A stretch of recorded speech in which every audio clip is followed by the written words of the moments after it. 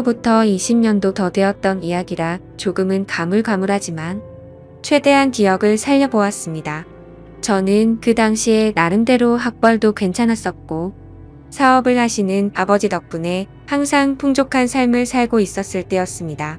그래서 금전적인 문제에는 크게 영향을 받지 않았기에 제가 하고 싶었던 일을 하고 있었죠. 남들이 보면 왜 그런 일을 하냐고 할 수도 있지만 제 직업은 어릴 때부터 꿈꿔왔었던 플로리스트였습니다. 요즘 같은 시대에는 나름대로 많은 사람들이 꽃을 사고는 하지만 20년 전만 하더라도 너무 경쟁력이 없는 직업이었죠.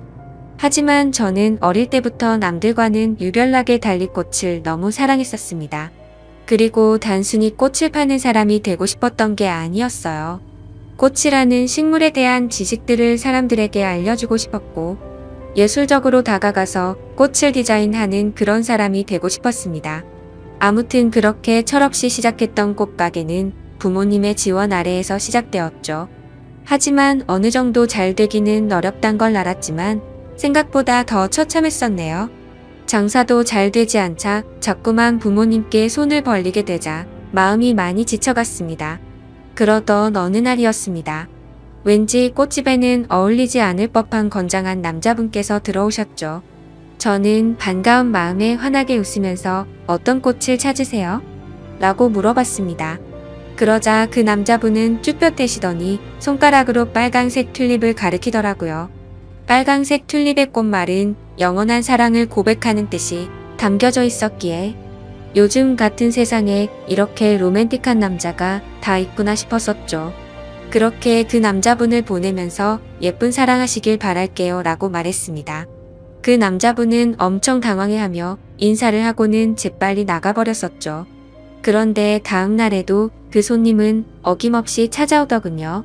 그리고 그 다음 날도 또 그 다음 날도 찾아왔습니다. 하루도 빠짐없이 매일같이 찾아와서 솔직히 뭔가 이상하다 싶었고 별의별 생각이 다 들더군요. 하지만 내성적인 성격이라 말을 걸면 불편해 하는 듯해서 괜히 참견하는 건 주제넘는다 생각했었고 항상 자주 찾아와 주셔서 고마울 따름이었죠. 그렇게 그 남자분이 오신 지도 열흘 정도가 다 되어가던 날 사고가 터지고 말았습니다.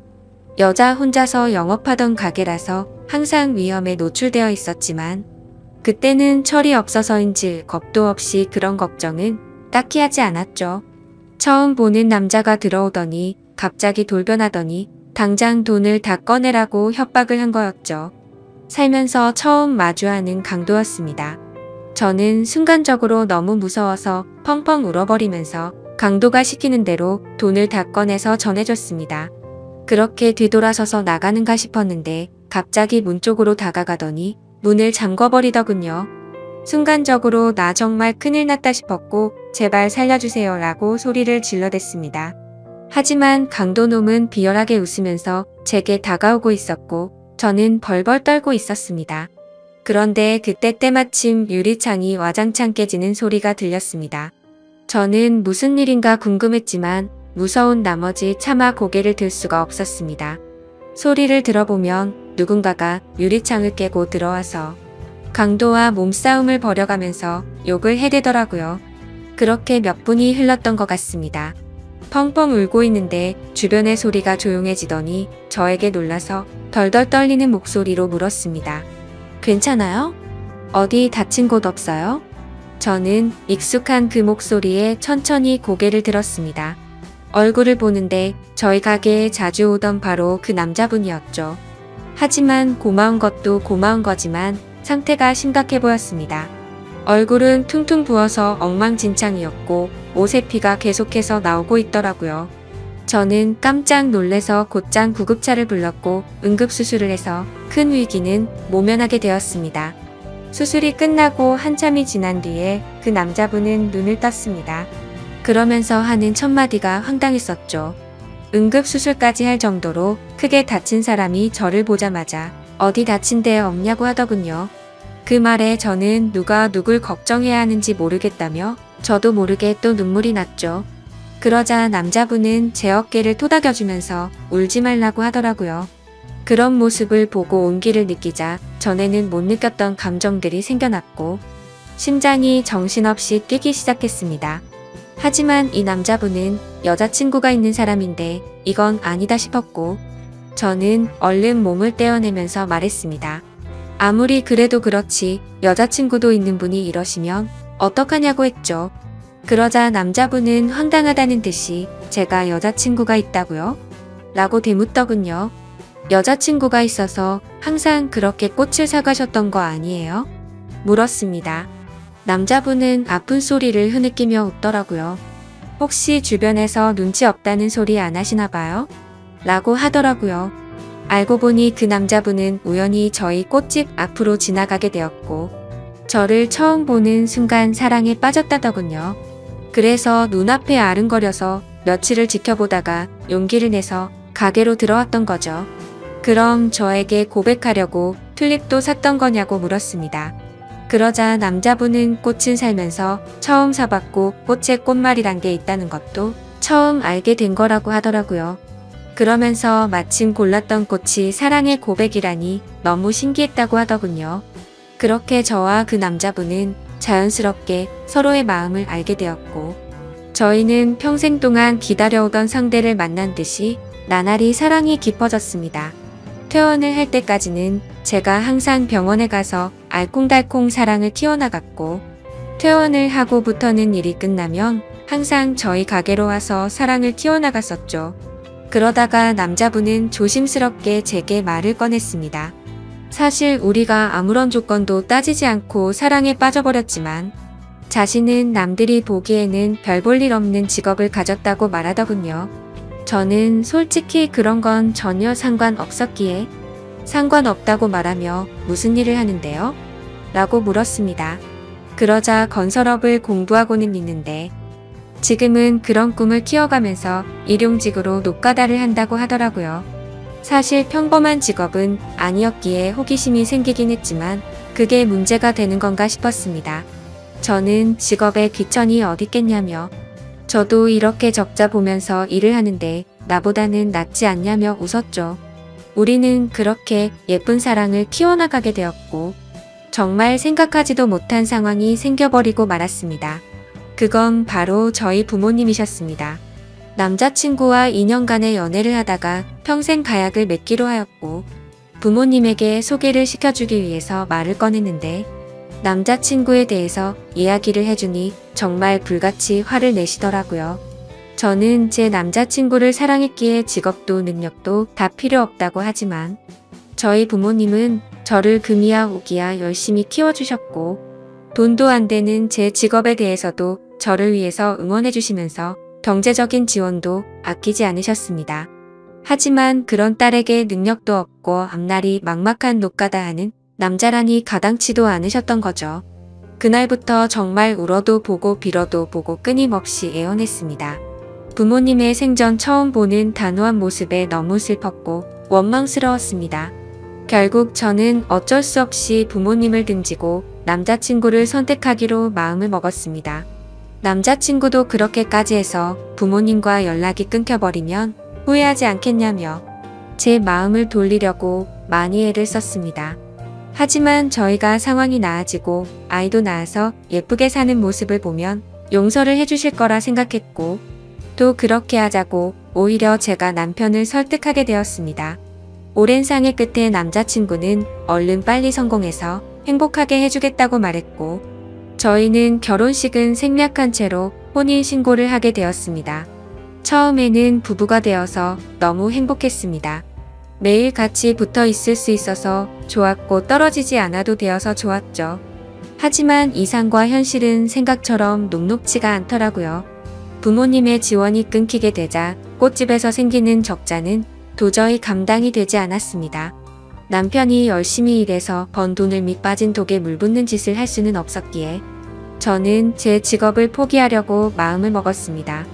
하지만 부동산 계약은 아직 1년이 넘게 남아 있었고 가게를 열면 오히려 적자가 심해지는 상황이었죠. 결국에는 계약 기간이 만료될 때까지 가게는 빠지지 않았습니다. 그로 인해 보증금은 전부 다 사라진 지는 오래였고 권리금도 한 푼도 받지 못해서 오히려 빚만 몇 천만 원이 생겨버렸습니다. 도움은 주지 못할 망정 빚까지 생기게 만드는 바람의 남편에게는 너무 미안했습니다.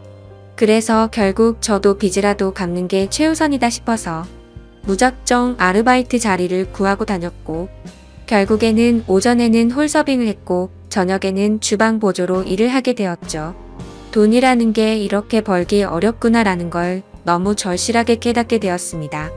그리고 빚이 생기고부터 이자가 어마어마하더군요. 남편과 함께 아무리 열심히 빚을 갚아도 빚은 너무 더디게 줄어들었고, 삶에 힘들어질수록 서로에게 점점 지쳐가는 것 같았습니다. 연애 시절에는 한 번도 다툼이 없었는데 날이 갈수록 서로에게 짜증이 늘어가더군요.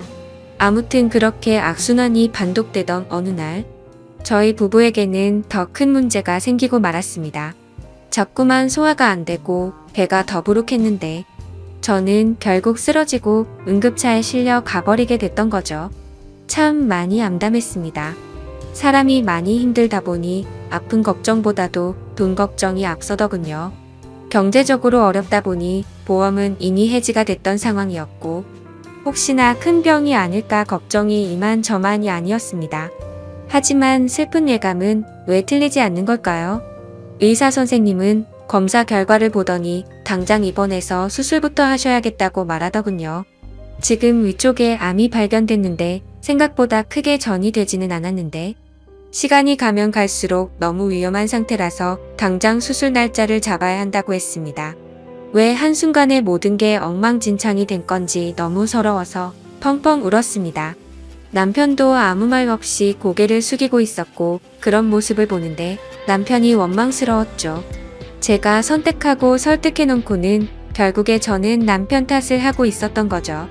남편은 구겨진 인상으로 조용히 밖으로 나갔습니다. 그리고는 며칠 동안 전화도 받지 않고 제 앞에 나타나지를 않았죠. 그러다가 양복을 멀끔히 차려입고 나타나서 이혼 서류를 내밀더니 정신 나간 소리를 짓걸리더군요. 며칠 동안 고민을 해봤는데 당신과 살면서 당신 빚 때문에 내 인생도 망가진 것 같다고 말이죠. 그런데 그것도 모자라서 이렇게 큰 병을 치료해줄 돈도 없고 감당해낼 자신이 없다고 했습니다. 이제는 내가 뒷바라지 더 이상은 못하겠으니까 이혼을 해달라고 요구하더군요. 나를 위해서 온몸이 피투성이가 되어가면서 지켜주던 그 남자가 많은 건가 싶었습니다. 몸도 온전치 못한 저를 버리고 이기적으로 저를 버린다는 모습에 너무 상처를 받았고, 병실 내에 다른 사람들이 있는데도 불구하고 소리를 지르면서 욕을 해댔고, 너 없으면 못 살 것 같냐고 말하면서 이혼 서류에 도장을 찍어줬습니다. 그러자 남편은 잘 지내라는 말 한마디만을 남겨둔 채 문 밖으로 나가버렸습니다. 저는 그동안 묵혀왔던 감정을 내뱉듯이 창피한 것도 모르고 소리내서 펑펑 울었죠. 옆에 있던 사람들은 저렇게 못된 남자랑은 이혼하는 게 100번 1000번 맞다며 저를 위로해주더군요. 제 곁에 아무도 없자 부모님 생각이 나서 부모님에게 연락을 드리게 되었습니다. 어머니가 뛰어오시더니 그러게 왜 그런 남자랑 결혼했냐며 저를 끌어안고 우셔서 저도 같이 펑펑 울었습니다. 그렇게 30분 정도 뒤에 아버지가 들어오셨고 일단 병실부터 옮기자며 1인실로 옮겨갔습니다. 다행히도 경제적으로 부유하신 부모님의 지원을 받고서 저는 수술을 치르게 되었고, 초기에 치료를 한 덕분에 아주 건강하게 회복을 하고 퇴원을 하게 되었습니다. 건강을 회복한 이후로는 전 남편에게 뒤통수를 제대로 얻어맞은 덕분에 완전 다른 삶을 살게 되었죠.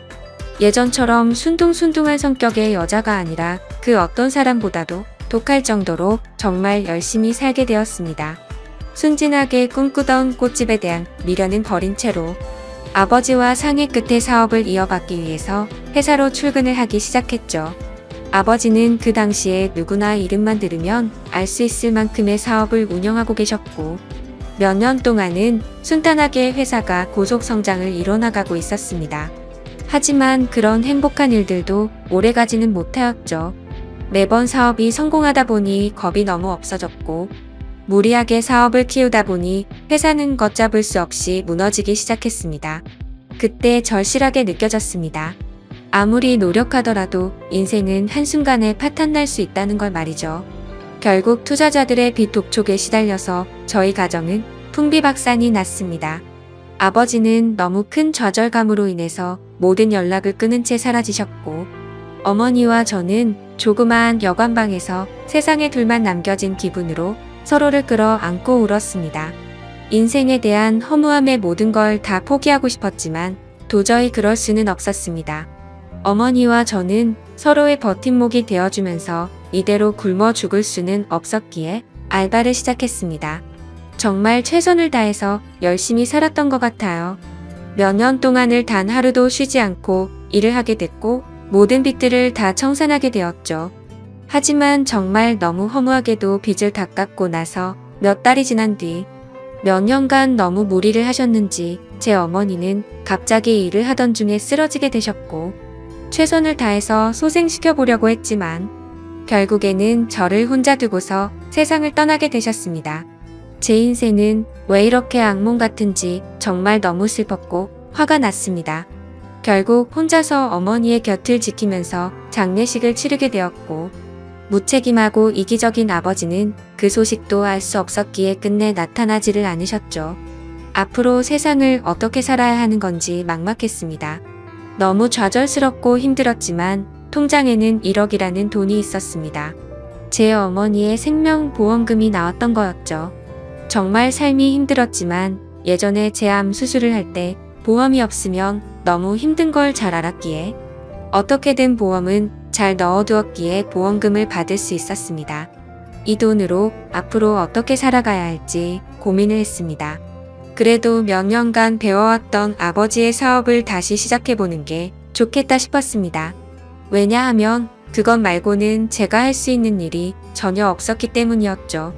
그렇게 저는 다시 제 사업을 시작하게 되었고, 1억이라는 자본금으로 시작해서 1년도 채 지나지 않아서 2억으로 늘어날 만큼 승승장구했습니다. 하지만 사업이라는 게 정말 녹록지가 않다라는 걸 뼈저리게 또 다시 느꼈습니다. 사업은 승승장구하고 있었지만 거래하던 업체에서 물건 값을 지급받고는 잠적을 했던 거였죠. 내 인생은 어쩜 이렇게도 구질구질한 걸까 싶었습니다. 경찰에 신고를 하고 몇 달이 지나도록 사건에는 진전이 없었죠. 이미 저희 회사 말고도 여러 군데 회사의 같은 수법으로 사기를 쳤고 작정을 하고 해외로 도망친 상황이라 쉽게 해결되긴 어려울 것 같다더군요. 정말 매일같이 울면서 겨우 잠이 들 정도로 마음고생이 심했습니다. 하지만 그런 마음고생이 중요한 게 아니었죠. 시간이 가면 갈수록 당장 직원들의 급여부터 시작해서 은행의 이자 빚까지 모든 게 또 밀려가고 있었고 금세 신용불량이 되어버리더군요. 아무리 사정을 말해봤자 그런 건 전혀 소용이 없었습니다. 돌아오는 냉혹한 대답이 제 가슴을 미어터지게 만들 뿐이더라고요. 또 다시 이렇게 인생이 바닥으로 내려앉는 건가 싶었고, 어머니의 목숨값으로 시작한 제 모든 걸 걸었던 사업이었는데 너무나도 절망적이었습니다. 그런데 사람이 죽으라는 법은 없다는 듯 희소식이 왔습니다. 저희 회사에 투자를 자처하는 사람이 있다며 거래처 사장님이 연락이 온 거였죠. 사실 처음에는 갑자기 투자를 한다기에 반신반의했습니다. 그때 당시에는 제대로 사기를 당했던지라 그 누구도 믿을 수가 없었던 상황